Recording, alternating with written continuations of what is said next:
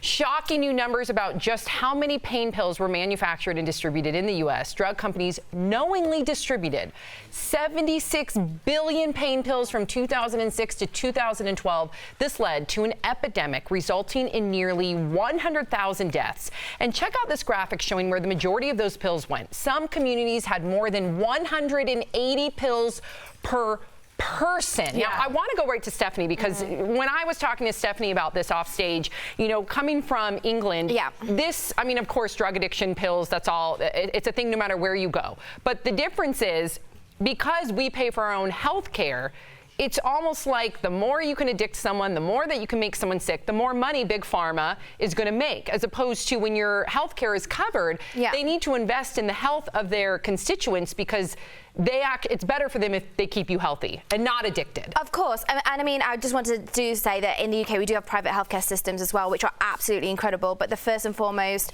point of our healthcare, whether it's private or NHS in the UK, is the well-being of the patient. I've spoken about this many times. I've been on very serious medication, including morphine, codeine. And how did you and your doctor deal with that? So I've spoken about my health for quite a few times on the show, and I have been very poorly in the past, which means sick, sorry.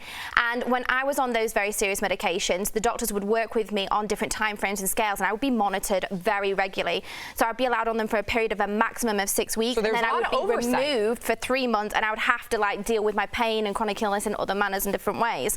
So that's what they did with me. And what's scary here is I was so scared to even go to the doctor the other day, and Tori obviously came with me, bless her, but I was so scared to go, and I've been in and out of the States now since 2017 because I didn't want to go and get diagnosed with something, get put on a steroid or an opioid, which would really greatly affect me. It really concerns me because I don't trust your healthcare system at all. You're not alone, and I know a lot of our viewers out there, believe me, just look at the statistics out there. Either you yourself are dealing with the opioid crisis or someone in your family has dealt with the opioid crisis. I mean, 100,000 people died because of the abuse of this. If that was my child, I would be out for blood. Absolutely. It's legal drug dealing. And we're talking about this the day El Chapo is getting sentenced. Because you can say, irony, he's dealing drugs, cocaine and marijuana. But these are legal drugs that are killing people. And now we get to see this data that's been covered up for so much. Well, take a look at this. I want to show this data really quick. Go back to that picture of the map. I want you to take a look at this